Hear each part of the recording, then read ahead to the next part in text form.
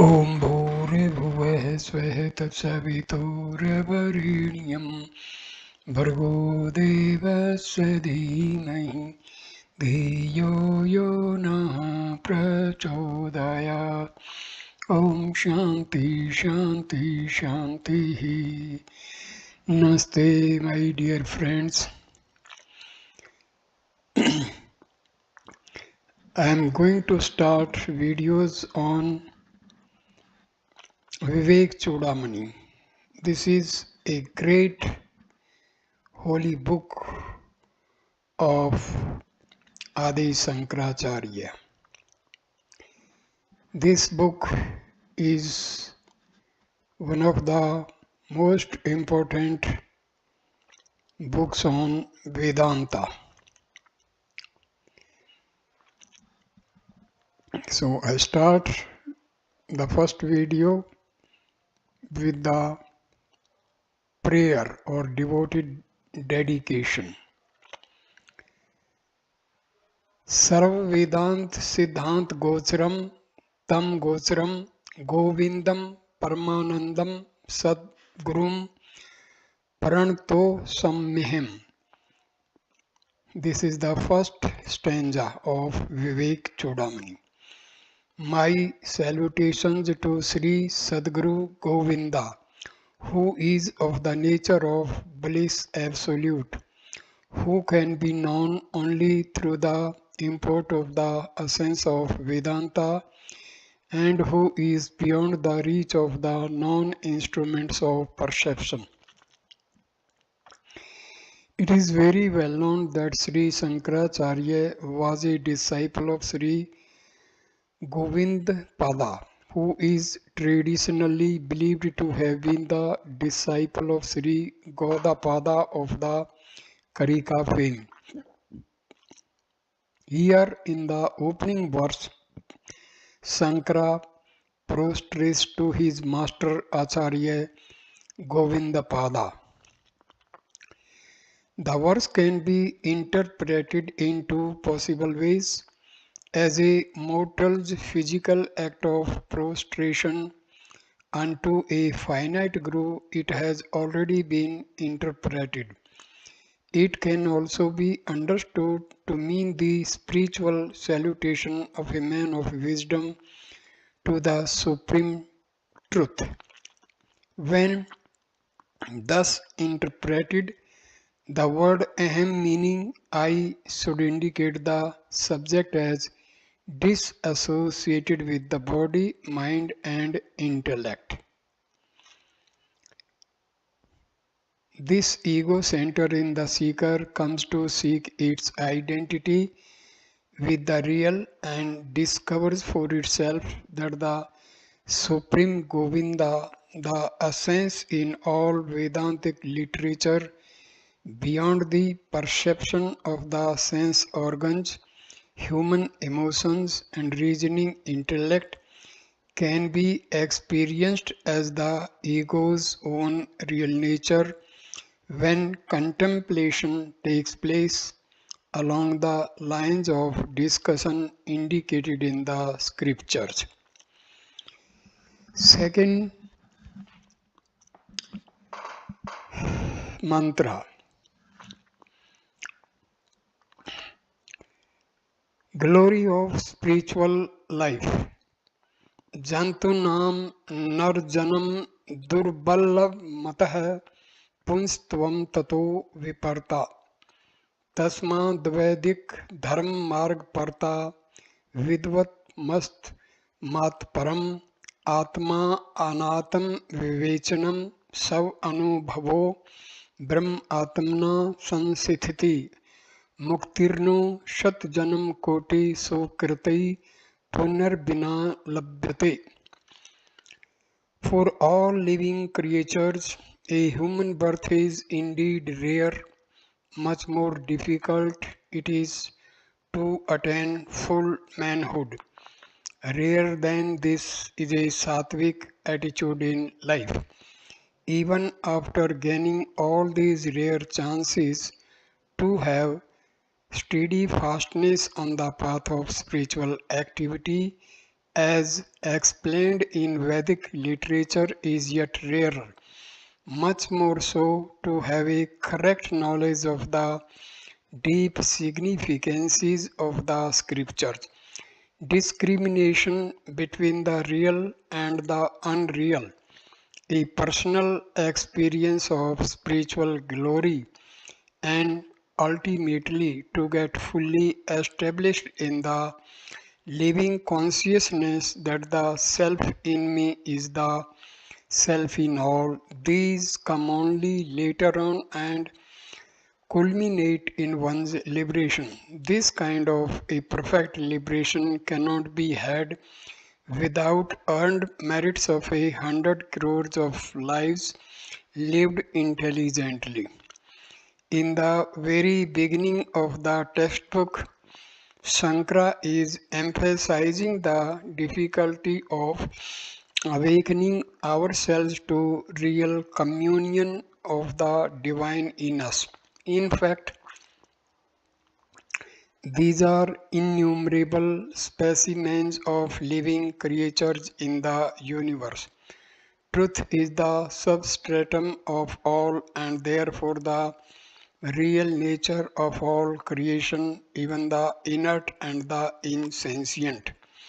In stone life too, truth exhibits itself as existence, but unfortunately, the stone is not aware of it. A little more evolved is plant life, which seems to be more aware of the world outside, and so the plant compared to the stone is a higher evolved specimen in the world of beings. When we come to animal life, we find that different species exhibit different degrees of awareness, not only of their external worlds of stimuli, but also of their emotions and feelings.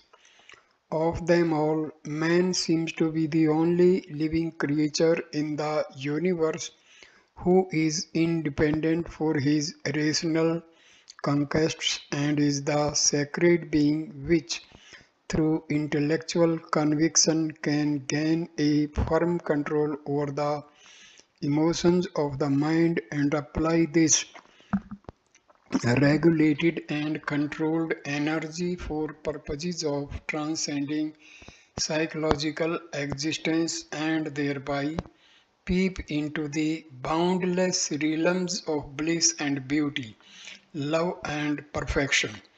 It is in this sense that the Hindu rishis considered man as the supreme being, while in this modern day and age man is considered great since he has developed technology and can build machines. If one were to follow this argument, the monkey world would take it as a great insult when it hears modern man declaring himself to be a descendant of the ape.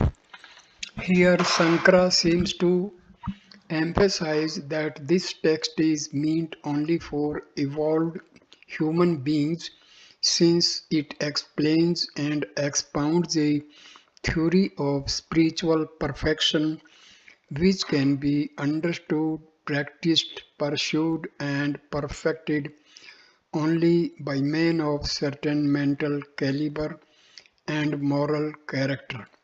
Such perfect ones who are ripe for a sudden and immediate spiritual self-development are always rare in the world at any given period of its history. Thus the Acharya says that to get a human birth is rare, having got a human birth to have a masculine temperament is rare still. In the interpretation of this verse, a lot of misunderstanding has crept in, and some even glorify their misunderstanding on the score of a Vedic sanction. Thus, Pandits jump to a hasty conclusion and interpret this statement as a direct condemnation of women. According to such a thoughtless reading, women are not considered fit for Vedantic contemplation or self-realization. It is indeed strange how such fantastic ideas gained currency in the country of the great rishis. For more than half our scriptural declarations have been either given out by the Divine Mothers or were addressed to them directly by the rishis. Then why this special preference shown to the masculine sex? At this juncture, we must bring our discriminative capacity to understand that when these qualifications were given out, they were not given out with reference to the body. With the body, no Vedantic sadhana can be undertaken. The main practices in Vedanta are reflection and meditation, which are to be undertaken by a healthy mind and a keen intellect. So it means that feminine qualities of mind and intellect are to be eschewed. A masculine inner personality full of courage, discrimination, detachment, equilibrium, peace, and cheer is the fittest instrument for a quick march to the goal indicated by Vedanta. When applications are invited by a government, say for the police force and for the engineering department, the qualifications required by the two categories will be different from each other. An applicant for the police force will be rejected if his height is less than the prescribed minimum. But an engineer, if fully qualified and experienced, will be accepted even if he looks unhealthy, lean and pale. In the former category, what is wanted is a good physique, while in the latter, the candidate is expected to fulfill a subtler demand, the required intellectual quality. An expansive chest and a pair of strong biceps are not needed to design a bridge or to plan a power project for the nation, while not much intelligence or calculation is needed in making a successful lathi charge. What is meant is qualifications are declared according to the functions required of the applicant. A seeker in Vedanta is expected to carry out daring intellectual flights to the unknown through a process of deep study, vigorous reflections, and tireless meditations. So, here, when it is said that according to the Shastras he must be a he man, it must necessarily mean that he should have a special quality of the head and heart. Woman is the symbol of softness, attachment, sentiments, and anxieties. She is essentially a mother. Wherever these qualities predominate, there we have a woman.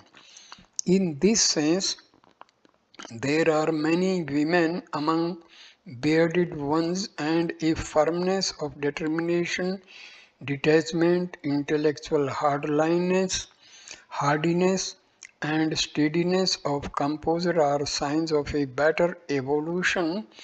These masculine tendencies of head and heart are amply seen in many women. Therefore, the verse refuses none that chance to study the scriptures and seek through Vedanta one's self-development simply because one happens to have a feminine body. Viparta. This again is a term upon which the orthodoxy built up an absurd interpretation that self-realization is available only for those who are by sheer accident of birth worthy or unworthy sons of Brahmins. This misunderstanding has been glorified to the status of wisdom, and the amount of devastation it has brought to Hinduism looks almost irreparable now. As before, we must consider this qualification also as indicating a special quality of head and heart. Santosh, contentment, samadhana, spirit of self-surrender, and shanti, peace arising from right knowledge are the special qualities, sattvic temperaments of a well-evolved man. Men in any generation, when observed closely, can be classified into three distinct categories: the animal man, the man man, and the God man. He who is ever a victim of his gross instincts and a hopeless slave to his emotions and impulses is classified as an animal man. When he has disciplined these instincts in himself, he is considered a full grown, mature human. Such a vipra, meaning a man has the necessary viparta to strive rightly and grow steadily into the last stage of his evolution, the supermanhood or godhood, when he becomes a godman. Vedika Dharma Marga Prata. When one has a human body along with the serener qualities of the heart and the sattvic attitude of the intellect, one is indeed blessed with all the preliminaries for his evolution. But all these can run to waste if not properly harnessed and intelligently applied. So Sankara declares that even after gaining all the above qualifications, rarer still are those who will find the energy to apply themselves faithfully to the methods of integration as suggested in Vedic literature. Selfless karma, rituals and practices of devotion, japa, puja, etc. alone can purify the inner personality and bring more and more integration to it. Concentration increases through desireless actions, and a person who has greater concentration, ekagrata, has necessarily a finer antahakarna. So, steady concentration must be the initial attempt of all seekers, especially those on the path of knowledge. Vidvattam. When such a man has developed a high power of concentration, he becomes fit for a profitable study of the scriptures. But without the true knowledge of the whys and the wherefores of the techniques, he will not be able to keep up his enthusiasm for sadhana because of his limited understanding. Therefore, the study of the scriptures is indicated here, and the literature that shows the goal, declares the path, and gives the rational arguments for both is the Upanishads. When a man having developed his powers of concentration through selfless actions studies the scriptures properly, he gains in discrimination between spirit and matter, the real and the unreal. Soon he comes to realize that the self in him is the self in all, and ere long he gets established in his experience of godhood. Sankara, in enumerating these stages of self development, gives us in a nutshell the unwritten chapters in Darwin's half declared theory of evolution.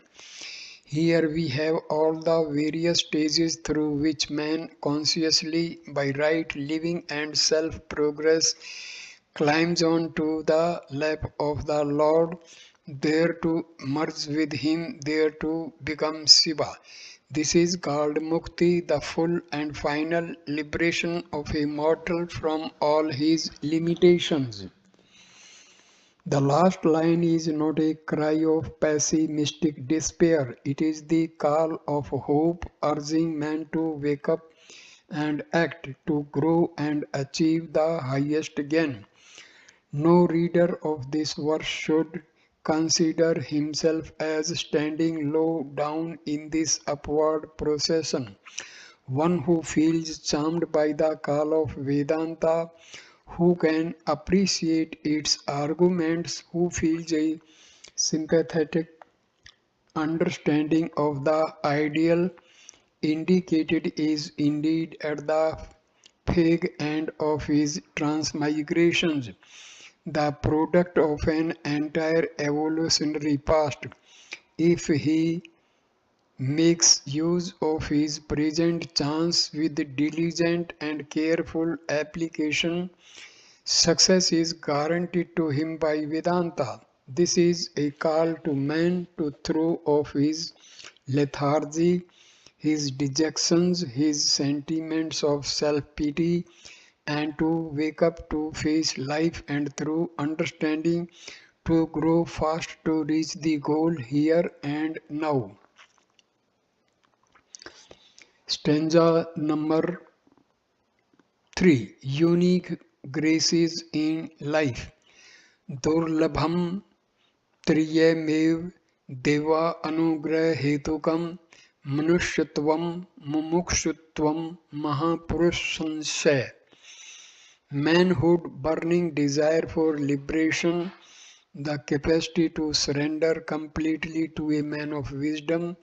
These three things are rare indeed, and wherever they are found, they are due to the Lord's own grace. Earlier we were told how rare is the human birth and the necessary qualifications one must have for a vital and positive living by which one can grow in one's inner evolution. In order to emphasize to the seeker the importance of the qualities which he should have when going to a great man of learning, seeking spiritual knowledge, these qualifications are here stressed. Sankara says that to be born as a human being is a sign of the Lord's grace. After this, to employ in life a deep discriminative understanding and to perceive the ultimate futility of all the ordinary mundane pursuits of life and thereby discover an enthusiasm to seek a nobler path of self-redemption is rarer still. Lastly, when a creature is born as a man, when he feels a gnawing sense of impatience at his own limitations, for him to find the right master to guide him across the thorny paths of his imperfections into the soft meadows of limitless joy and bliss is the rarest. Sankara attributes all these three rounds of seeming luck to the grace of the Almighty.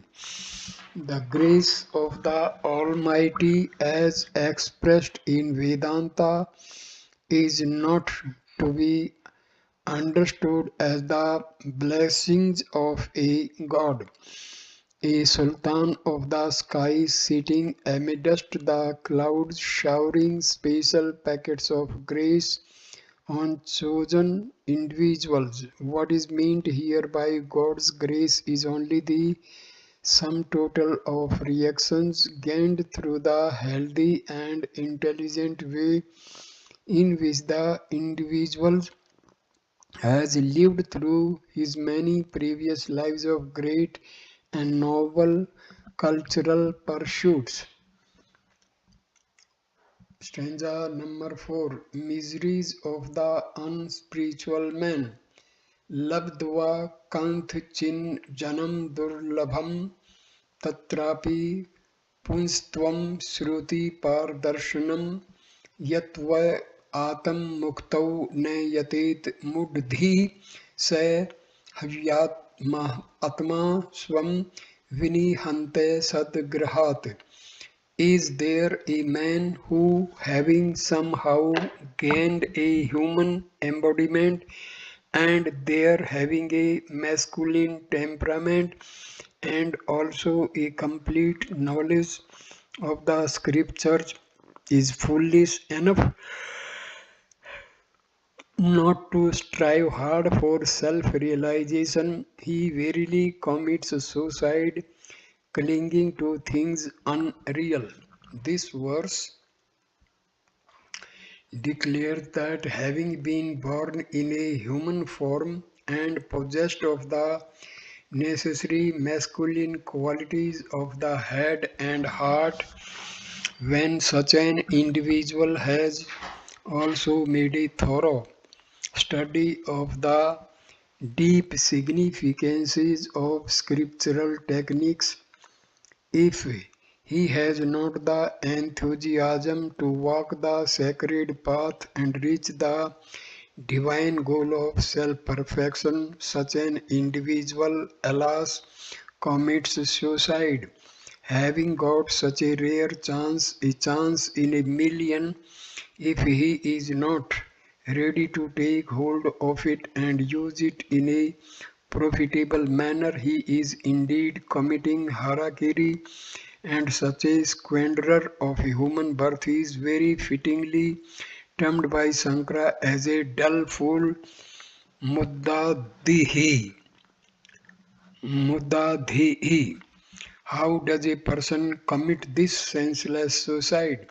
By his false attachments with the objects of the world, as he looks out from the parapets of his body and his mind, forgetting his own real nature, which is all pervading consciousness. He comes to misunderstand himself to be the matter envelopments which are nothing but thought created incrustations encrustations thought created encrustations around the divine in him. Perceiving through the prism of the body, mind, and intellect, he sees the truth splashed and splintered into endless plurality, and the objects give a delusory enchantment to the senses and the mind. To satisfy these urges of his body and his mind, the individual runs after the objects. Necessarily, such a deluded person, having misunderstood his real nature, becomes the sansaric ego center, a victim of his own ignorance. This fall of the self to be the selfish ego is spiritual suicide. There is no real suicide possible to the Atma. No danger can come to me simply because I dream the greatest of dangers, even though the dreamer in me suffers all the dangers of my dream. The moment I wake up, I realize that the dangers as well as the dreamer who suffered them were all my own mental creations, only in an unsubstantial dream world. So, from the standpoint of reality, there is no suicide, but Sankara comes down to our level to help us discriminate between the real and the unreal in and through our day-to-day life, and it is in this sense that he says we commit suicide. It is not the destiny of the self to suffer, but it is the lot of the ego that strives in this world to be the sacred and the divine. Stanza number 5. Ite कौनवस्ति मूढ़ात्मा यस्तु स्वार्थे परमादत्ति दुर्लभम मानुषम देहम प्राप्य तत्रापि पौरुषम. Is there a greater fool than the man who, having got the rare chance of a human miseries of the unspiritual man, birth, and thereto the masculine qualities of the head and heart, falls short in his efforts to rediscover himself? All creatures must wait for millions and trillions of years until nature takes them up step by step and molds them into greater evolutionary equipments. In all the lower strata of existence, evolution is not a conscious development on the part of the individual, but an involuntary thrust up received by him from the course of nature.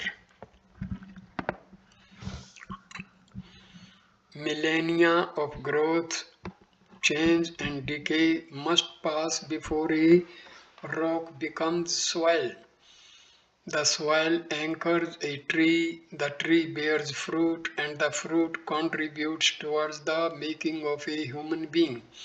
Millions and trillions of spermatozoa and ova are produced, but only a few of them are united to create a human being. Of all the countless possibilities to be born, a human is a rare chance indeed. And having thus got a human form, what do we do with it? Man, because of his mind and intellect equipment, is to an extent free from nature in evolving himself. Man alone of all the species of the living kingdoms can hasten his own evolution by cooperating with the great eternal scheme of things around him. Physically, he has evolved to perfection, and nature has nothing more to improve him. His next lap of evolution awaits him at the level of his mind and intellect, and this is a process in which nature cannot help him at all. With this Shastric conclusion in mind, when the Acharya takes up his pen to guide the generation, he must necessarily exclaim and conclude that there can never be a greater fool than the one who, being blessed with a human birth and the necessary mental and intellectual capacities, does not intelligently invest them for the higher purpose of self-redemption and self-rediscovery. Stanza number 6. वदन्तु शास्त्राणि यजन्तु देवान् कुर्वन्तु कर्माणि भजन्तु देवतः आत्मैक्यबोधेन विना विमुक्ति न सिद्ध्यति ब्रह्मसतान्त्रे अपि. Let erudite scholars quote all the scriptures. Let gods be invoked through sacrifices, let elaborate rituals be performed, let personal gods be propitiated. Yet, without the experience of one's identity with the self, there shall be no liberation for the individual, not even in the lifetime of 100 Brahmas, put together. A disciple who has come to the feet of a master of Vedanta is expected to know already some of the traditional techniques of the religious world, wherein for purposes of training the the animal man into the man, various methods of discipline have been advised, such as study of the scriptures, performing sacrifices, making offerings, worship of a personal god, and even selfless seva. Here the Master is addressing those few who, having practiced all these with sincerity and diligence for a number of years, have come to feel poignantly their limitations and in their growing dissatisfaction with ritualistic religion, having rushed to the Master's feet, seeking guidance along their path for self redemption. To such a student, the Master has to tell the naked truth and all of it, keeping nothing back. So, here is a passage which reads like an out and out condemnation of the ritualistic aspects of all religions. There is a type of dull seekers who have become so addicted to their method of spiritual practices that they would rather claim a dreary patience with life and its pains, with their disappointments in sadhana and faith, than dare take up a more satisfying and advanced practice. This is in fact an expression of their superstitious fear at leaving the path which they have been practicing for so long.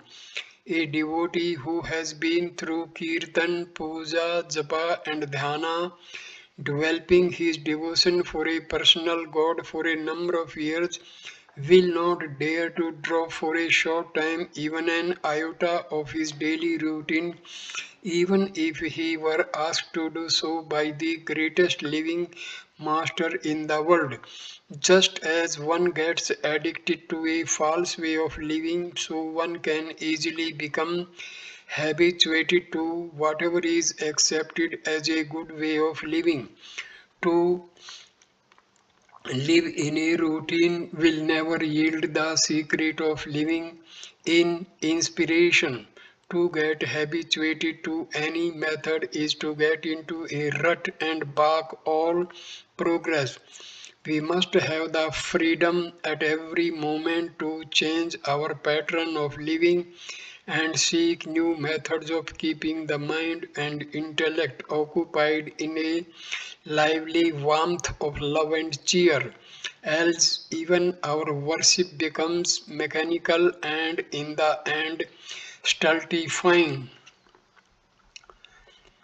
In this sense, Vedanta is heretical and revolutionary. The attitude with which one should do the hearing Sarvana of the scriptures is totally different from the attitude with which one is asked to do reflection, manana upon what one has heard.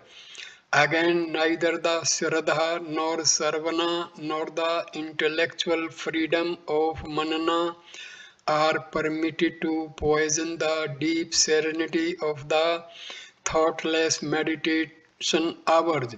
Thus, a Vedantic student is taught from the very beginning to be original at every moment and to live ever in the white heat of inspiration at once thrilling, divine, ennobling.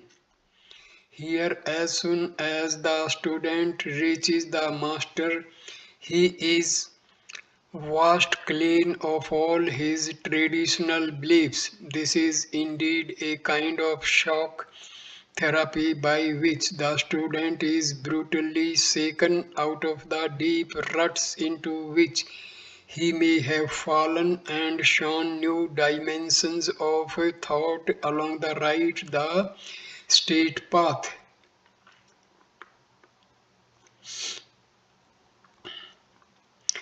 His wrong notions about religion, his confirmed belief in rituals, his blind faith in hearsay are all shown here as having nothing to do with true and permanent liberation. Learning the Shastras, invoking gods through sacrifices, selfless work, and even devotion to a personal god have been denied as having any capacity to give us mukti, even in the lifetime of 100 Brahmas, which is according to our mythology equivalent to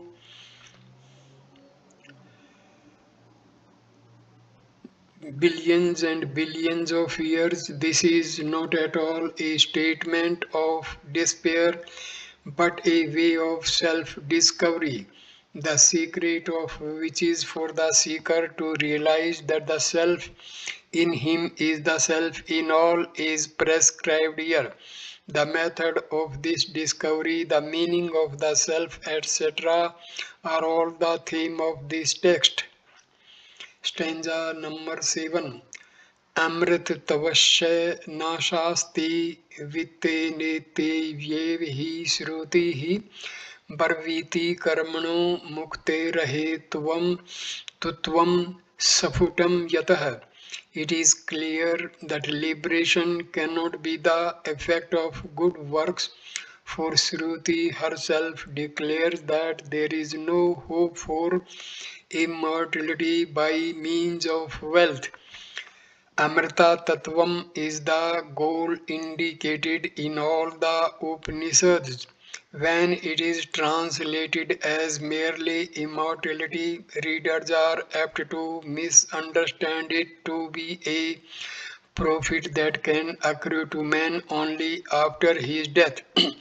This misunderstanding then must take away the as from religion and dry up all enthusiasm for spiritual living, especially from the modern man who wants immediate gains. He is not ready to invest even a thought in a proposition that will yield to him a great profit only at a future time. Even if we promise him a great existence after death, the modern educated youth will not be interested, since what he seeks is immediate joy and perfection here and now. At this healthy insistence of the sons of the land, the old orthodox Pandit despairs and brands them as atheists. This is an unfair conclusion. Correctly interpreted, the immortality promised by the Shrutis is not a state or condition that comes to us after our departure from this world. It is a perfection that can be lived here and now. By the term immortality, the rishis indicate a state of continuous existence which has in it no experience of finitude. The disturbance is caused by the multiple experiences that rise and fall in us are the causes for all our sorrows, and man, knowingly or unknowingly, is struggling hard to continue his experiences. It is very well known that even in deep sorrow, if the experiences are continuous, the experiencer must come to smile in his sorrow, else we would not have had even one peal of laughter from our slum areas. The rich man wants to stretch continuously his experience of joy in his wealth, but alas, it diminishes with the passage of time. All over the world, modern man is struggling to increase his joy in life, to maintain his virulence, to lengthen his lifespan, and in 1,001 other activities. There is an anxious impatience with law of finitude that seems to whip man from all sides.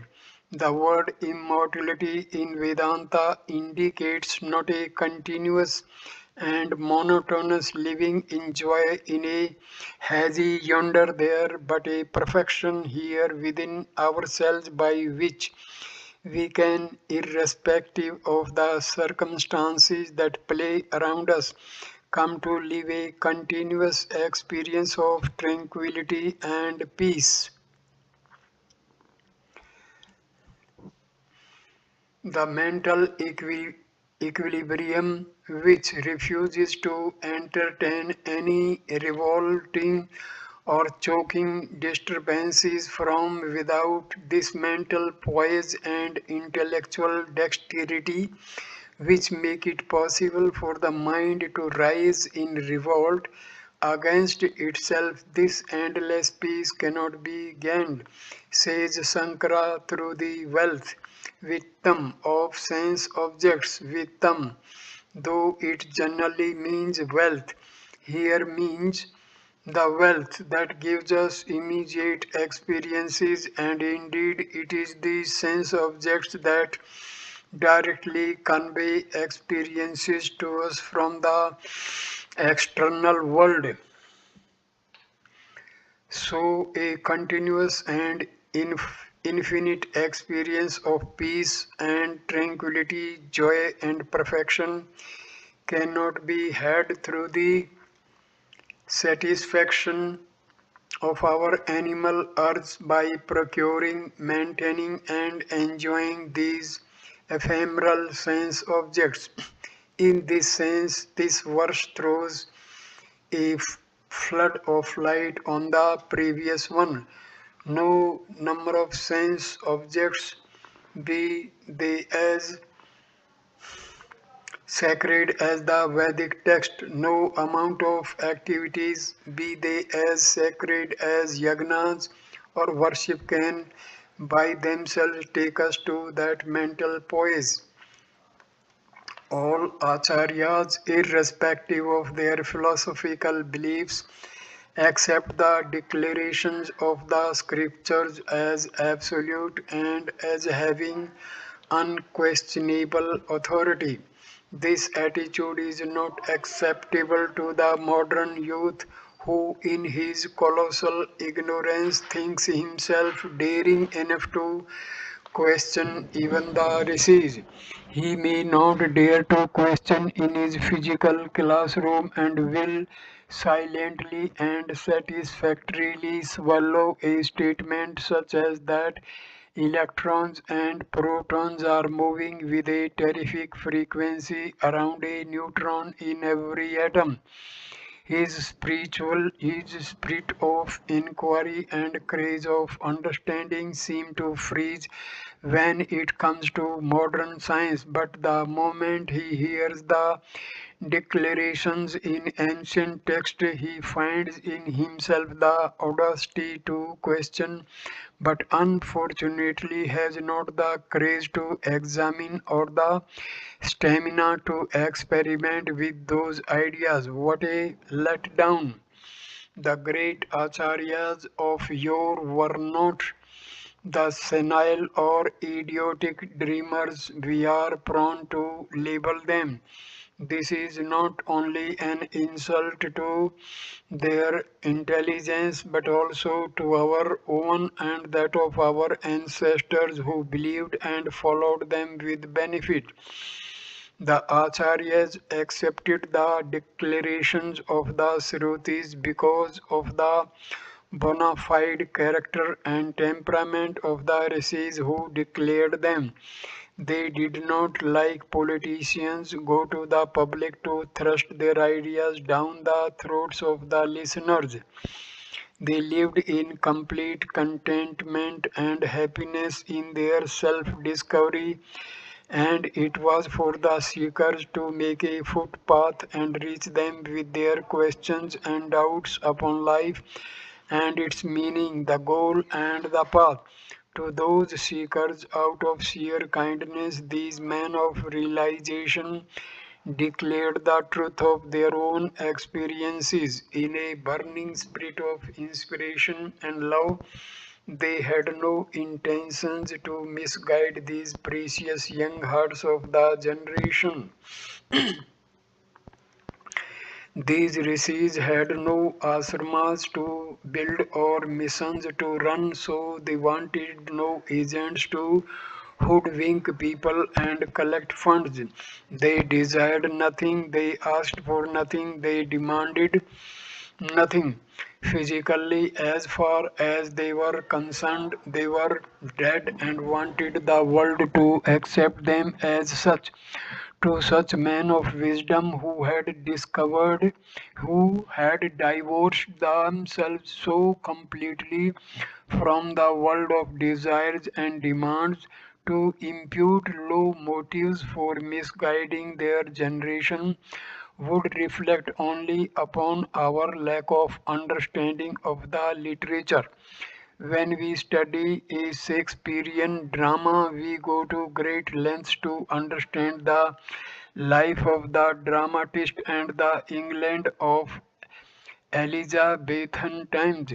But these scientific methods of study are totally ignored when we come to the scriptures, where we do not even try to understand the mental attitude, the intellectual accomplishments, the physical environments, etc., under which the great rishis served, worked, and lived.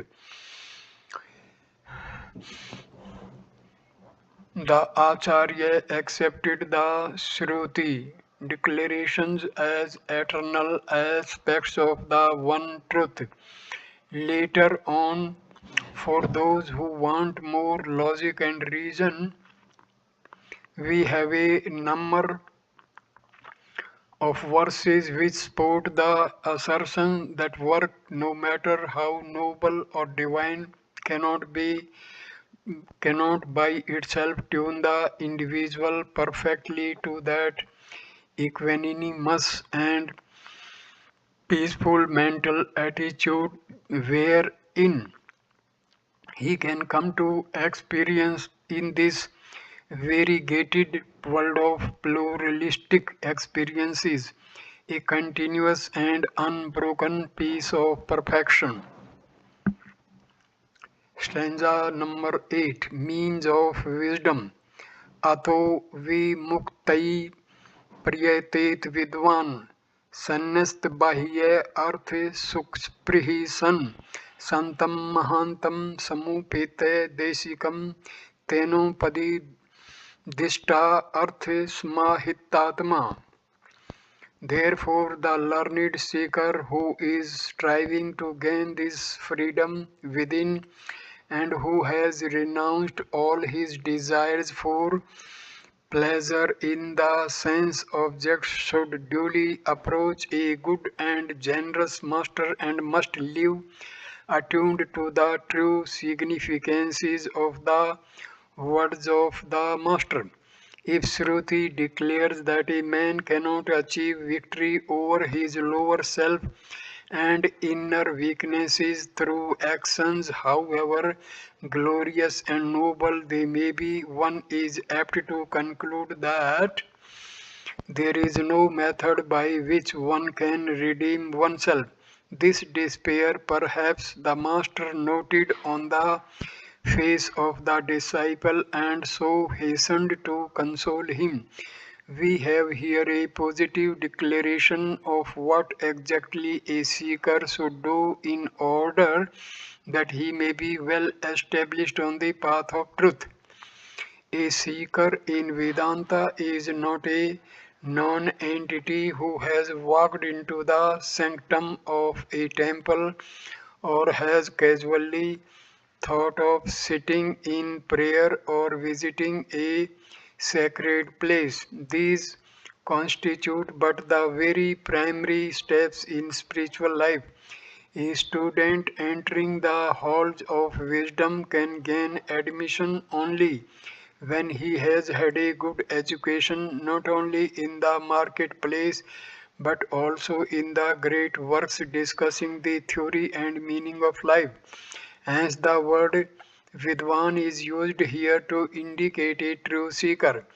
When therefore a student having had a cursory knowledge of life and its meaning realizes the futility of running after sense objects, he comes to a certain amount of renunciation of desires and thus he approaches his master. Sankara in this verse also lists the special qualifications necessary for a seeker on the spiritual path.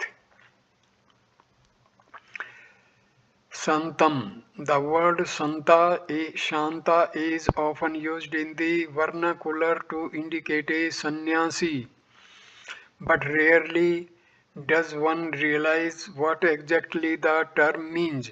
He is a sant who is firmly established in the consciousness of pure existence, Sat.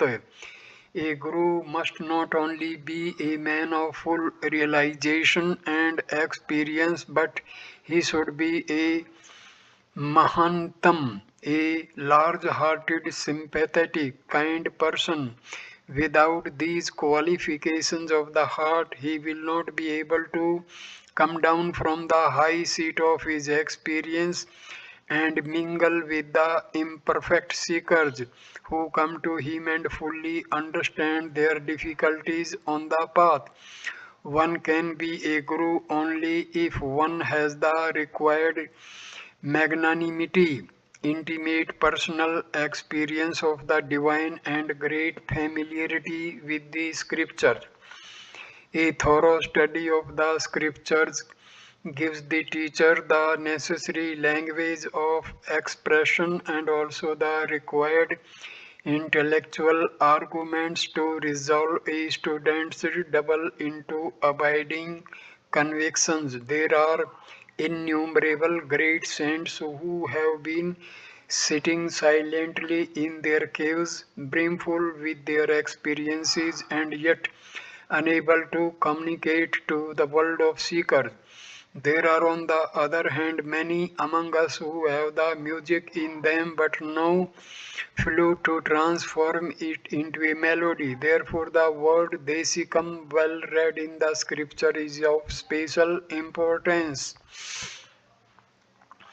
Even if a seeker discovers such a perfect master, he will not be able to react favorably in the master's presence or even to his discussions if he has not the necessary mental attitude denoted by the word samputeya. The manner of approaching a master is not merely a prescription for a shapeless formality. It specifies mainly a mental attitude. If we approach a master with the objective of judging him or evaluating his knowledge, certainly we are not going to benefit. There are some who approach a man of wisdom to make him understand how far they are men of wisdom themselves. This exhibition, this exhibitionism of their laboriously gathered second-hand information will choke their hearts and they will not be able to gain anything from the master's words which rise from his own first-hand experiences. Water flows only from a higher level to a lower level. So too it is with the flow of knowledge. Unless we have the meekness and the spirit of surrender, knowledge cannot reach us. The divine attitude of full receptivity is the aroma of a heart which has reverence for and surrender to faith in and love for the Guru. These are therefore insisted upon in the Shastras, but they may seem to the modern man as arrangements set up by a team of social criminals to loot and plunder the credulous public. Such an opinion reflects the level of decadence into which modern man has fallen. Again, even with all the prescribed qualifications, if a seeker were to reach the feet of a perfect master, the transferred knowledge cannot take root in the student unless he is himself ready to strive along the path. The instructions given here explaining how he should conduct himself in the presence of the master are very significant indeed, especially so in our times when we are all laboring under terrible misunderstandings about this Guru Sisya relationship. After all, a master can only explain truths and give sufficient logic to give the seeker intellectual conviction. These ideas are at best prescriptions for certain values of life which cannot yield any benefit unless they are taken up and made a part of the entire scheme of our evolution. The major part of the work depends upon our own efforts to rehabilitate ourselves. Thus, it is said the individual should try to live the deep significances of the percepts of the master. More often than not, we find that we try to follow what the master did and not what he said. Here it is definitely pointed out that we have nothing to do with what the master does, else we should have to applaud the traders in bhakti who conveniently declare that there is only the fifth marriage while their Lord had 16,008. There can be indeed very interesting varieties even in the method of self destruction. Stanza number 9. उदव्रेता आत्मनं मग्नं संसार वारिधो योगा आरूढ़ मासाद्य सम्यक दर्शन निष्ठया. Having attained the state of yogaruddha through continuous and well established discrimination, one should lift oneself from the ocean of change and finitude wherein one has come to be drowned. When an individual has realized his limitations and feels that he must by some means redeem himself from his weaknesses and gain mastery over himself, it is not sufficient that he surrenders to his master no matter how great, or runs away from the world into a quiet jungle, or even makes a thorough and complete study of all the scripture. Practices such as these may somewhat help the individual, but he can lift himself from the mire of his inner weaknesses only by dint of sustained self effort. Through study, following of Shastraic instructions, practices of self-control and various other spiritual sadhanas generally undertaken in the name of religion, one can expect to develop the subtlety of one's inner instruments for experiencing the world as it is, uncolored by any personal prejudices, attachments, or hatreds.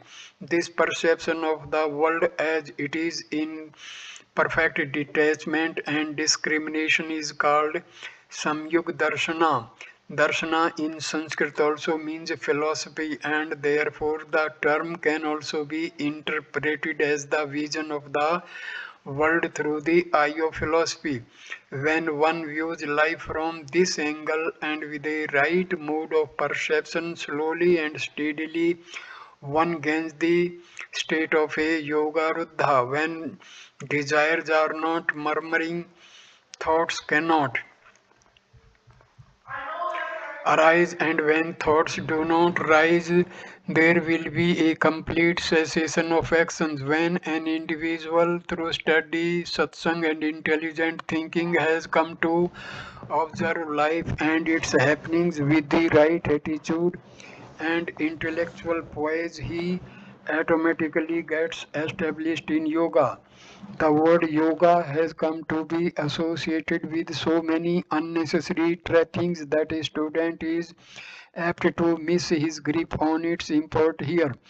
Yoga, in its right sense, is only that state of mind in which the mind, having recognized its weaknesses, attunes itself to a greater and more perfect ideal which the intelligent has shown it. When the which the intellect has shown it, any attempt of the mind to rise from the low values of its present existence to a healthier and diviner scheme of living is yoga. To get established in yoga is to make it a habit to strive sincerely to rise above one's known weaknesses in order to attain the ideal. So I conclude this video. Next video number 2, I will start with the stanza number 10 of Vivek Chudamani. Thank you for watching this video. Namaskar.